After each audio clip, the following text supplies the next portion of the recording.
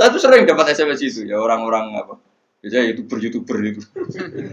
Gus tolong kalau ngasih pakai bahasa Indonesia ini nggak sama sekali nggak paham bahasa Jawa. Itu agak nabi gak mungkin maksudnya. Makanya saya direncana, nak gue jawab mungkar nakir. Hak sing kau pikiran dewi bukti nak Muhammad itu nabi kok di antara nih. Makanya gue ngerepek ya oleh ya orang pokok ini. Cuma saya tidak tahu apa mungkar nakir menerima kerepean mau. Jadi lah untungnya mudin mau nerangno tes-tesane mau 5 mau apa marah buka terus kemana buka dinu kan bangun dinu kan tes-tesane mudin piro sing mudin piro marah buka terus waman buka dinu ka buka usul terus kitab terus ikhwan. Bapak rata kono bapak. Bapak ditakokno. Ibrahim bapakmu dora kanggo ngono. Cek Karmen cek Karan sampeyan dadi Ibrahim. Lah sing anak kiai tenang wae. Sampeyan kon zaman abuka kon jawab Ibrahim. Aman nasab bapakmu ra kanggo kabeh sampeyan Gus kabeh pokoke sampeyan. Sampeyan kan jawab abuka kan Ibrahim. Malaikat itu lugu ora. Wah bodoh ni ora anak.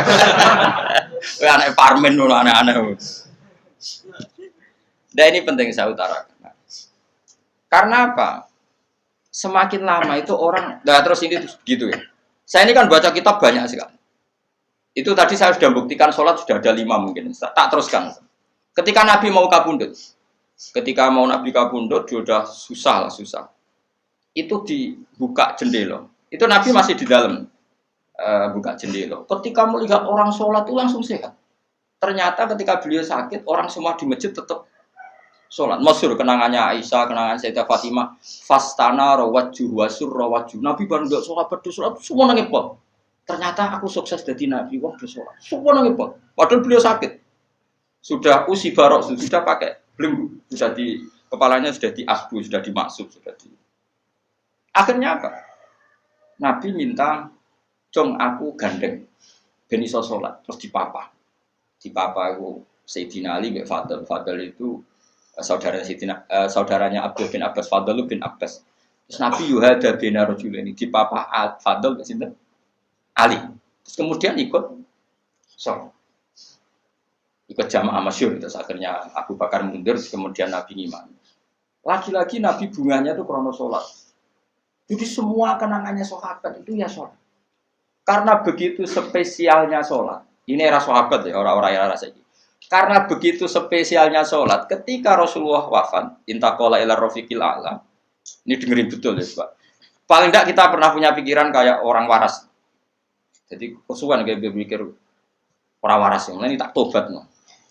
Kemudian ketika Nabi wafat, intaqala ila rafiqil a'la. Apa komentar para sahabat? Siapa khalifahnya Rasulullah? Ya orang yang disuruh Nabi sholat. Kata alasan mereka, jabatan negara itu sepele. Wong sholat sepenting itu saja Abu Bakar sing kon dadi imam. Saya ulang lagi cara berpikir sahabat. Jabatan presiden, jabatan khalifah itu cemen. Wong urusan dunia wae. Wong urusan sepenting sholat wae sing sowan pangeran dikongkon mimpin Abu Bakar. Apa meneh terima urusan dunia wis ben Abu Bakar. Itu ukurannya kelayakan jadi pemimpin itu juga sholat gitu Pak, paham ya? Mulanya ada kontestasi imam, paham? Tapi gak tapi Gus, akal-akalan, zaman modern itu akal-akalan, ini cerita. Mulanya tak kau itu zaman sahabat terus akiasno.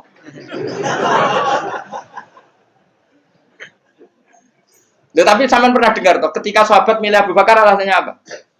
Karena Abu Bakar ditunjuk ngimami sholat.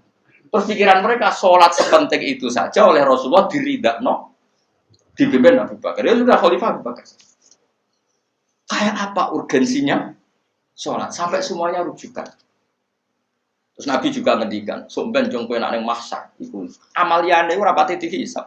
Pertama dihisab iku sholat. Terus sholat Allah liyane gampang. Lagi-lagi sholat yang dipuji. Tapi sekarang orang Islam modern itu koyo LSM. Jadi pikirannya itu gimana supaya orang kaum marginal itu sing ndi ora supaya ke tengah. Berarti koyo pemain bal, itu rumus-rumusnya kok pemain bal. Orang yang termarginalkan supaya di tengah. Terus orang-orang miskin itu bisa dibasmi. Oleh basmi piye malaikat Mikail ora kepen rezekine ngentekno. Jadi gak pikir sampai wong melarat ora salat luwih dibela timbang wong mapan salat. Mergo wong mapan salat jenenge berjuwis. Nak wong ora salat tapi melarat iku kaum pinggiran. LSM seringane bela kaum pinggiran. Padahal iso wae Allah ngukum wong ora salat rezekine angel. Sing sering salat diparingi barokah uripe rezekine jembar. Tapi sebagian wong-wong LSM ya ora kabeh tapi kakean sing ngene iki, paham ya? Sing salat mapan nggo mobil dianggap berjuwis, anti sosial. Sing ra salat terus Allah ngukum melarat, tetep dibela-bela mergo napa marji. Nek kejugeman melok ngono niku iku wong Islam. Kejugeman iso wae dekne melarat mergo uripe boros. Di dhuwit sithik dienggo narkoba, di dhuwit sithik nggo bokeng wong wedok, terus melarat. Bareng melarat, berhubung melarat tetep mbok bela mati-matian. Tapi tak kok pangeran itu piye? Aku tak hukum malah mbok bela gitu piye. Lah saiki akeh ora percaya, takok aku. Sapa wae wong paling melarat ning donya, terus takok ya asal usule. Kira-kira mergo Allah sing dolim apa masalah ngene? Wong merantau sing ning dalan-dalan ku rata-rata ya ana mutunge. Melarat ning desa isin tukaran mbek Pak D Pali terus mutung anti silatur rohim minggat sementing rawuh dulur. Lho padahal ngendikane Kanjeng Nabi paling cepet dadekno sumpeke rezeki adalah qatur rohim. Wong lungane wae niate ngadu itu lho. Iku jenenge apa qatur. Terus dihukum mbek pangeran merantau kangelan. Tapi saya tidak nuduh semua orang seperti itu. Tapi aku yakin nggak mungkin seperti ini tanpa sebab. Itu bela-bela nih. Mereka kowe mau dikaidah marginal mbek berjuwis, apa? Marginal. Kalau pikiran ini terus, nanti kita kayak zaman PKI kan. Saya tuh punya kenalan gus-gus banyak di Kediri, di Madiun, di mana-mana. Itu dulu PKI Madiun, PKI Kediri, PKI mana-mana di daerah sana itu. Mangkel kiai, jadi kiai dianggap koyok bos berjuwis. Santri yang kerja ngurmat apa? Kebon, kiai ini tengok-tengok neng omah untuk setoran. Jadi nganggep kiai koyok ketua geng. Mereka kiai ini neng omah tengok-tengok mulang. Enggak santri ini ngurusi kelapane, ngurusi panenane terus disetor. Nah, makanya darane kiai ketua geng. Terus yang dia gue bilang kau apa? Melarat. Mereka melarat itu bukan lah. Akhirnya gerakan sama rata sama rasa. Itu korban pertama PK. Mereka dia ora roh ibadah. Jadi wong sing diparingi jembar kayak kula ini kan mulang. Terus rukin salam template. Dia kok ketua preman terus setoran ngono ae.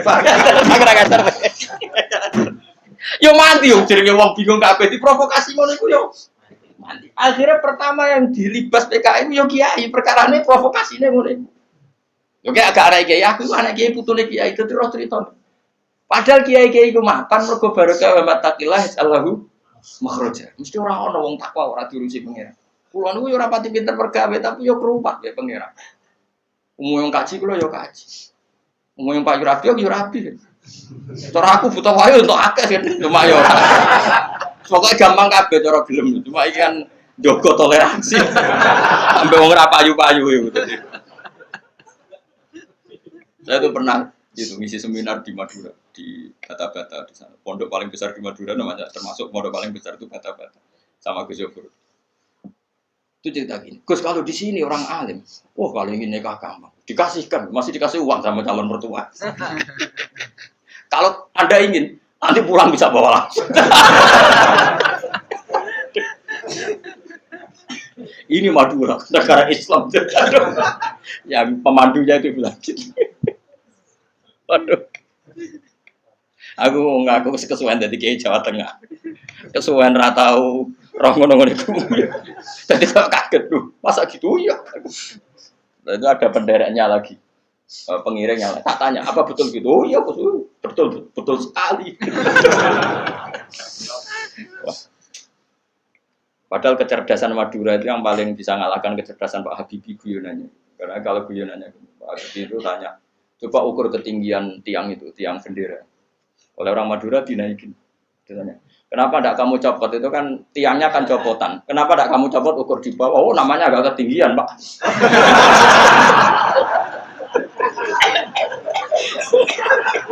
Makanya itu nanya, Ya itu guyonan. Habib itu belum pernah debat kalah kecuali ngadu orang.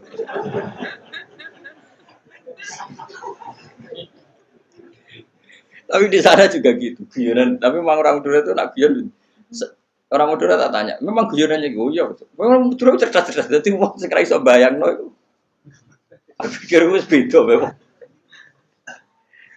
Nah, perasaan saya di sana itu kayak di Thailand karena pulaunya terpisah terus bahasanya beda. Jadi kalau orang Madura ngomong sama orang Madura kayak ada di Indonesia juga.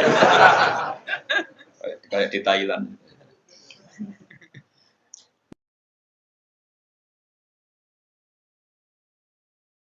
Nah ini cerita supaya kamu tahu. Jadi berkah betul ya di Indonesia itu lama itu ada Madura, ada Sumatera, ada Banjar. Kalau orang Banjar lebih hebat lagi. Orang Banjar itu di mana-mana pakai bahasa Banjar. Sama seperti orang Madura, di mana-mana orang pakai Madura. Dan orang Banjar, kenapa saya bilang lebih? Ya, karena memang sebuah Banjar, ya, karena Madura itu induknya kan Syekhona Khalil. Ya, tentu yang kita tahu yang modern. Banjar itu punya indukan namanya Syekh Arsad, siapa? Syekh Arsad bin Abdi Somad. Syekhona Khalil itu ngaji sama Syekh Nawawi Banten. Padahal Syekh Nawawi Banten masih ngaji sama Syekh Arsad bin Abdi Somad, teman Banjar. Itu uniknya orang Banjar itu. Meskipun hidup di mana-mana pakai bahasa Banjar. Termasuk kiainya siapa yang di Kholi besar di Banjar itu? Siapa itu? Di mana? Ustadz Zainil itu? Enggak, ke kampungnya apa? Ijen. Sekumpul ya. Itu ngajinya di Bangil. Kamu kira ngajinya di mana? Ngajinya di Mbah Zaini itu ngajinya di Bangil. Tapi jangan kira sama orang Jawa enggak, sama orang Banjar. Ngajinya di Bangil. Dan kiainya ya orang Bangil, tapi beliau orang Banjar. Mucalnya ya pakai bahasa Banjar. Sehingga orang Bangil nggak bisa ngaji sama kiai itu karena ini bahasa apa? Jadi sudah hidup di Bangil itu tetap pakai bahasa Banjar. Kalau kita kan Islam Nusantara, jadi kayak saya itu sering dapat SMS entah berapa sampai lupa lah jumlahnya. Gus saya ini orang Sunda, tolong ya kalau ngaji bahasa Indonesia. Kadang orang Kalimantan, orang Sulawesi. Padahal saya sebetulnya mau fanatik kayak orang Banjar. Jadi wah dong. Saya tuh sering dapat SMS itu ya orang-orang apa? Biasanya YouTuber itu. Gus tolong kalau ngaji pakai bahasa Indonesia ini nggak sama sekali nggak paham bahasa Jawa. Ini cerita ya. Jadi saya mohon sekali ya, jadi tauhid itu kuatkan. Kalau kamu tauhidnya tidak kuat, cari ditnya. Cari apa? Ditnya. Kalau kamu melogika Allah tidak kuat, lalu sebelum Allah siapa? Kalau masih ada siapa, yaitu saja yang Allah, bukan yang lain. Pokoknya Allah harus yang paling awal. Lalu kalau kamu itu masih janggal, tetap akal kita lebih gampang nompo alam ini wujud karena sebab timbang wujud tanpa sebab. Itu jenenge dit. Paham ya? Karena lebih gak masuk akal sesuatu yang tidak ada menciptakan sesuatu yang ada. Artinya kalau kamu bilang sebelum alam ini ketiadaan, berarti ketiadaan penyebab wujudnya alam. Ya malah gendeng bareng. Barang rawono kok wujud no barang sing. Oh. Oke milih gendeng apa waras? Waras. Makanya agama ini kaumi yakinun bagi wong sing waras. Nah nanti terserah kamu. Nanti mungkin kita Fatihah. Apa menerima logika kerpean? Nah, kalau menerima, aku iso niru saya tadi, paham ya? Tapi masalah wong niru biasanya rapase. Jadi balenin nih. Pokoknya kalau gue godo, hanya saya tuh punya kenangan buruk sama guru SD. Guru SD nanti sowan guru. Sak kepala sekolahnya sak kerun. Gara-gara kurang ajar tenan. Tapi guru SD oknum buat banget. Mau ada ujian nasional. Ini kisah nyata, mau ada ujian. Ada guru supaya kelulusannya tinggi, ayo udah dibocor nawa. Ya ono didik. Sing guru umumnya jumhurul guru ya jangan nanti kriminal bocorkan ujian itu. Nah guru yang satu ini setengah tahun mondok. Orang ujiannya mau karena akhirnya dibocor Rokia, iki barang dunia kok. Kurang ajar. Nara percaya aku ono Gus Bak lu. Iya gitu. Itu sosokan nih.